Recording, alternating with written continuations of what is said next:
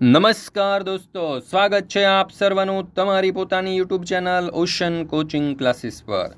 મિત્રો, આજે આપણે ધોરણ 5નું દ્વિતીય સત્રાંત પરીક્ષા 2025નું બ્લુ પ્રિન્ટ આધારિત જે મોસ્ટ આઈએમપી પ્રશ્નપત્ર છે તેનું સંપૂર્ણ સોલ્યુશન જોવાના છે. મિત્રો, આ જે બ્લુ પ્રિન્ટ આધારેનું પ્રશ્નપત્ર છે ને એ ખાલી બ્લુ પ્રિન્ટ પ્રમાણે જ નથી પણ મોસ્ટ આઈએમપી પણ છે. કેમ તો કે આ પ્રશ્નપત્રની અંદર આપણે જે સવાલો લીધેલા છે ને એ સવાલો આપણે તમારી એકમ કસોટીઓ, તમારા ગયા વર્ષના જૂના પ્રશ્નપત્ર અને તમારી સ્વાધ્યાયન પોથીમાંથી વીણીને લીધા છે. જે પરીક્ષામાં પૂછાવાની પૂરેપૂરી શક્યતા હોય ને એ પણ બ્લુ પ્રિન્ટના આધારે લીધા છે. તો પછી ઘટે શું આમાં? દરેક વાલીઓ, વિદ્યાર્થીઓ અને શિક્ષક મિત્રો માટે આ જે બ્લુ પ્રિન્ટ પ્રમાણેનું અસાઇનમેન્ટ છે ને ખૂબ જ ઉપયોગી છે. તો દરેક વિદ્યાર્થીઓએ અવશ્ય તેનો અભ્યાસ કરી લેવો. પરીક્ષાની તૈયારી માટે તમને ખૂબ ઉપયોગી સાબિત થશે. અને સાથે સાથે આ જે દ્વિતીય સત્રાંત પરીક્ષા 2025નું ધોરણ 5નું આ જે પર્યાવરણ વિષયનું અસાઇનમેન્ટનો વિડીયો છે સાથે સાથે તમારા દોસ્તો મિત્રો સુધી પણ શેર કરજો જેઓ ધોરણ 5ની અંદર અભ્યાસ કરતા હોય, કારણ કે તેમને પણ આ દ્વિતીય સત્રાંત પરીક્ષાની તૈયારી માટે ખૂબ ઉપયોગી સાબિત થવાનું છે. તો ચાલો શરૂ કરીએ મિત્રો આપણે દ્વિતીય સત્રાંત પરીક્ષાનું ધોરણ 5નું પર્યાવરણ વિષયનું અસાઇનમેન્ટ. એમાં પ્રશ્ન નંબર 1, આપેલા વિકલ્પમાંથી યોગ્ય વિકલ્પ પસંદ કરીને લખો જેના કુલ 3 માર્ક છે. પહેલો સવાલ, ગૌરવ જાનીએ પોતાની મુસાફરી શાના ઉપર કરી હતી? તો જવાબ આવશે વિકલ્પ ડી, મોટરસાઇકલ પર. બીજું, ગ્લોનર એટલે શું? તો કે મોટરસાઇકલ. ગૌરવ જાનીએ રહેવા માટે પોતાની સાથે શું લીધું હતું? તો જવાબ આવશે વિકલ્પ સી, તંબુ.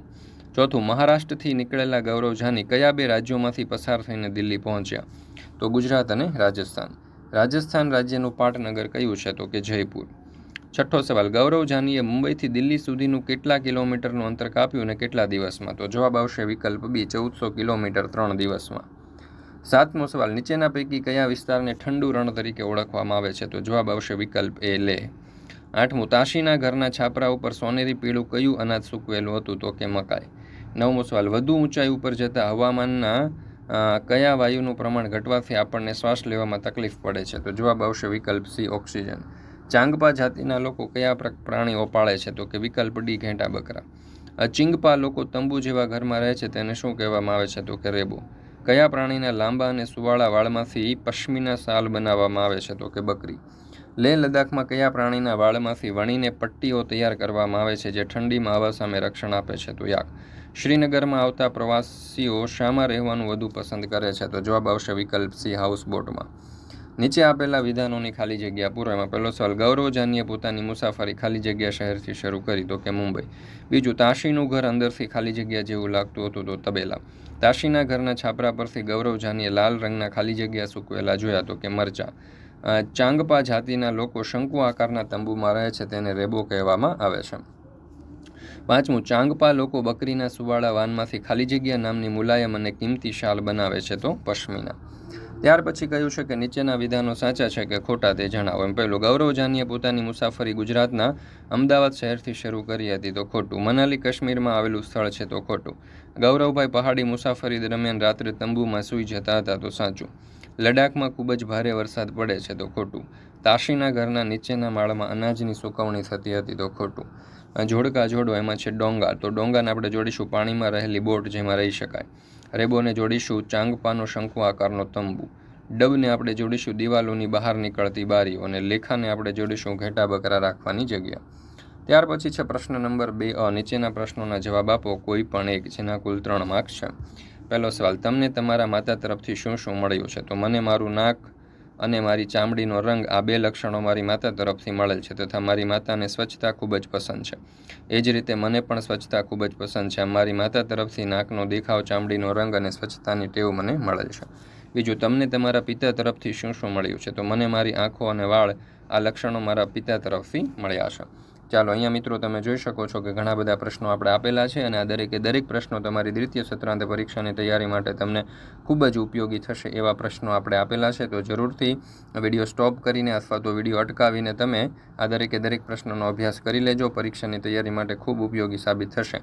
અથવા તો તમે આ સમગ્ર સોલ્યુશનની PDF મેળવી લેજો મિત્રો, એ તમને સારી રીતે અભ્યાસ કરવામાં ઉપયોગી થશે. PDF મેળવવા માટે નંબર તમને આપેલો છે. ત્યાર પછી છે પ્રશ્ન નંબર 1, ખરા ખોટા તો અહીંયા તમે જોઈ શકો છો કે આપણે જેટલા ખરા ખોટા પૂછાવાના છે એ પૂછાવાના જે ખરા ખોટાઓ છે જે અહીંયા લખેલા છે. અથવા તો એના અથવામાં ખાલી જગ્યા પૂછાય તો આપણે ખાલી જગ્યાઓ પણ દર્શાવેલી છે. તો ધોરણ 5નું આ જે દ્વિતીય સત્રાંત પરીક્ષા 2025નું આ જે મોસ્ટ આઈએમપી અસાઇનમેન્ટ છે ને એ જરૂરથી એનો અભ્યાસ કરી લેજો. આ વિડીયો તમારા તમામ દોસ્તો મિત્રો સુધી પણ શેર કરી દેજો.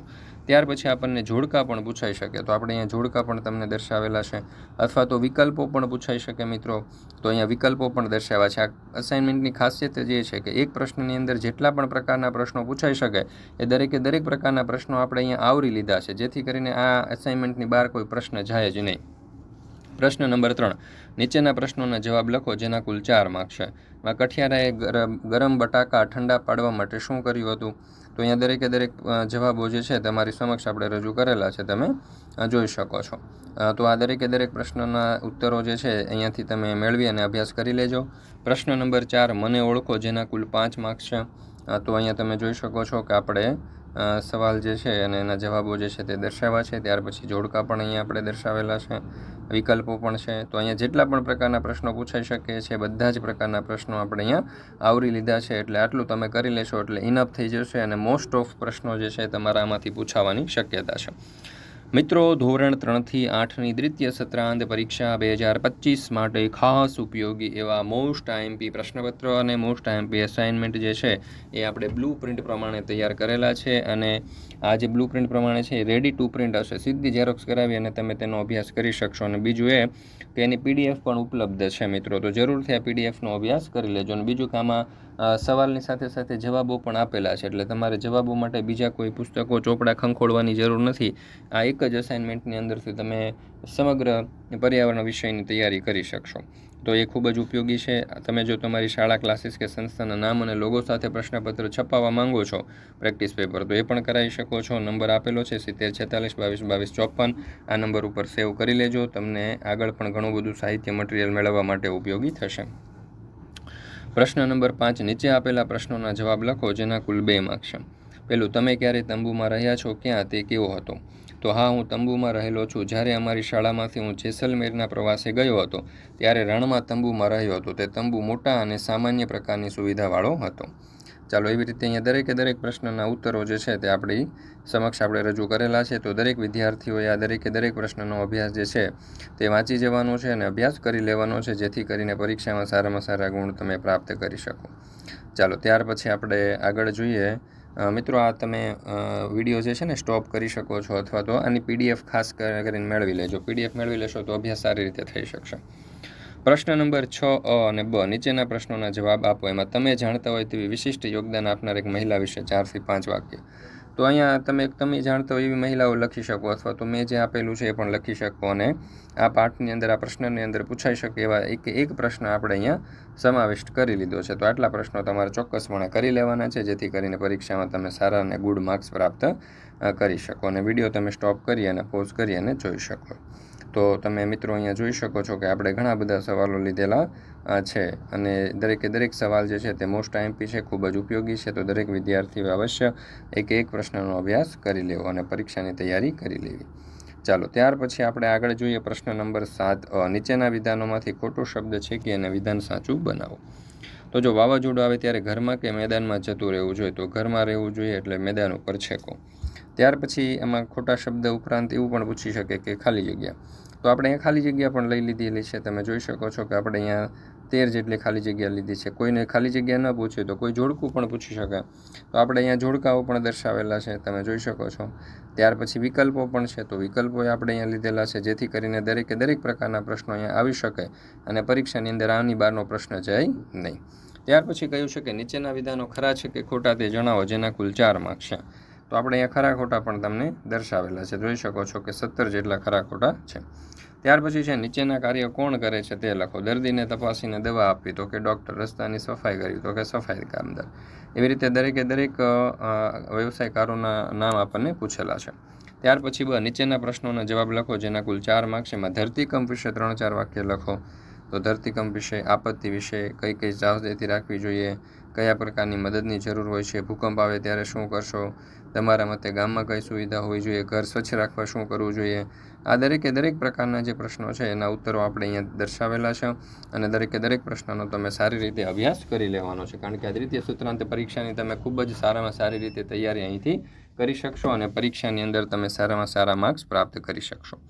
ત્યાર પછી છે પ્રશ્ન નંબર 8 નીચેના પ્રશ્નોના ટૂંકમાં ઉત્તર લખો જેના કુલ 2 માર્ક છે. જંગલો માટે સૂર્યમણી શું હતી, તમારા વિશે જંગલ શું છે. તો અહીંયા તમે જોઈ શકો છો આ દરેક પ્રશ્નો આપણે આપેલા છે.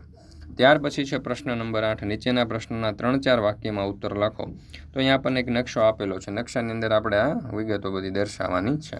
તો અહીંયા તમે જોશો તો કચ્છ છે, અંબાજી છે, નર્મદા બંધ છે, ગિરનાર છે, ડાંગ છે વગેરે.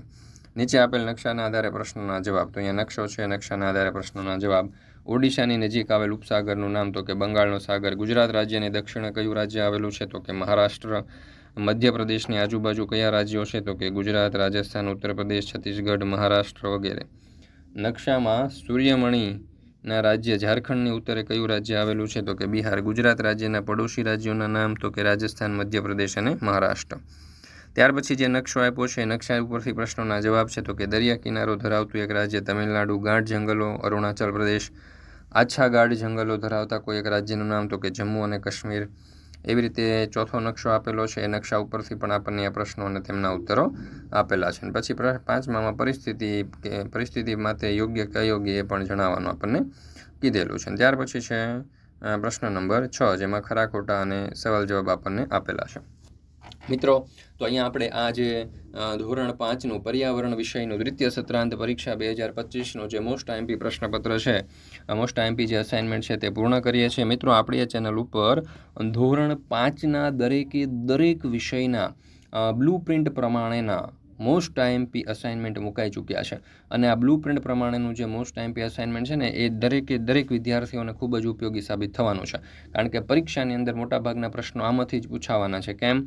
કારણ કે એક તો બ્લુ પ્રિન્ટ પ્રમાણે તો છે જ, પણ સાથે આમાં જે પ્રશ્નો આપણે લીધા છે ને એ પ્રશ્નો તમારી એકમ કસોટીઓ, તમારી અધ્યયન નિષ્પત્તિઓ, એ તમારા ગયા વર્ષના જૂના પ્રશ્નપત્ર અને સ્વાધ્યાયન પોથીમાંથી મોસ્ટ આઈએમપી પ્રશ્નો વીણી લીધેલા છે.